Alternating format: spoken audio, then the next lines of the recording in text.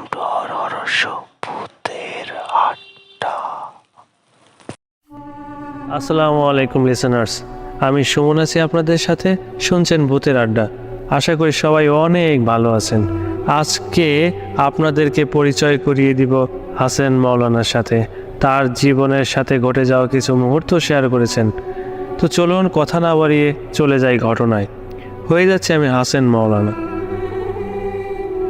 আমি হাসান আপনাদেরকে শোনাবো আমার মাদ্রাসার জীবনের প্রথম ঘটনা।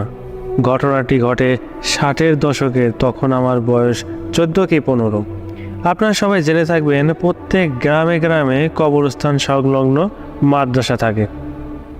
এমনই একটা মাদ্রাসায় আমার পরিবার আমাকে ভর্তি করিয়ে দেয়। কবরস্থান তার একটু বর্ণনা দিয়ে নিই। কবরস্থানটি ছিল জনমানবহীন। 3-4টি গ্রাম মিলে একটি কবরস্থান।